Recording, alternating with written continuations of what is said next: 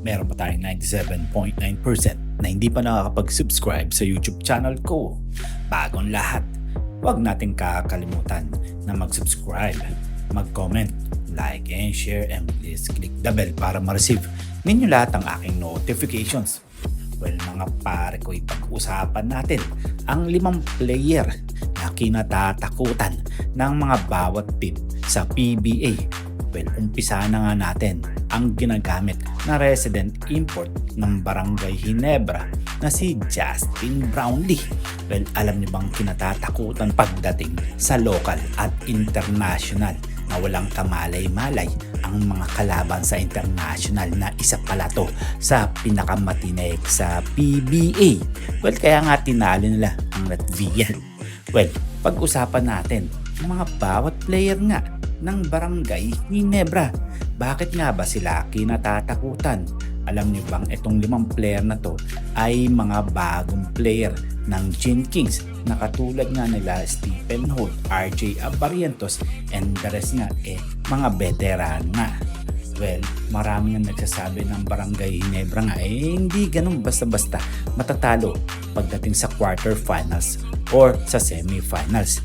Dahil nga isa ito sa mga matitinik na team sa PBA.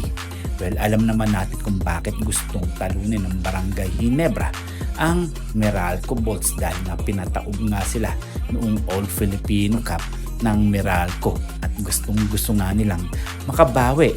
Well, siguro nung oras na yun time talaga ng Meralco na makapagkampiyon sa PBA. Alam naman natin na gustong-gusto na nga nilang makakuha ng kampyonato dahil hindi nga sila umaabot sa semis or sa quarterfinals.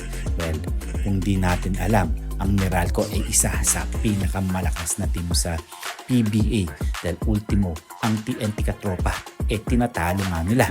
Scotty Thompson, isa sa pinakatinik na shooting guard ng Barangay Ginebra na hindi basta-basta na pwedeng hindi bantayan dahil alam naman natin na talagang napakasipag at napakagaling pagdating sa loob at labas na talagang inaasahan nga ito ni Coach Tim Cone.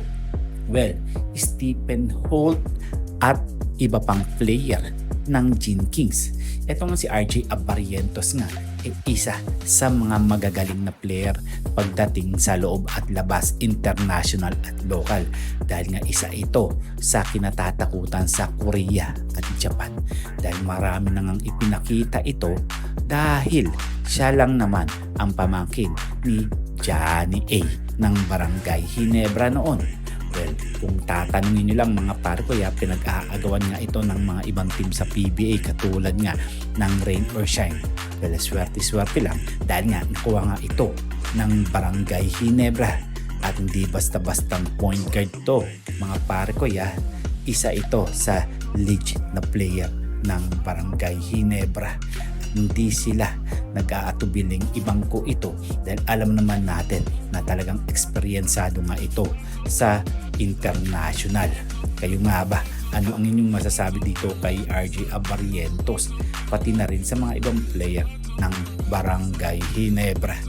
Well, wait lang mga pare ko, alam nyo bang may kinatatakutan pa sa Barangay Ginebra dahil inako niya nga ang responsibilidad ni Christian Standhardinger dahil alam naman natin na na-trade nga ito kila Stephen Holt.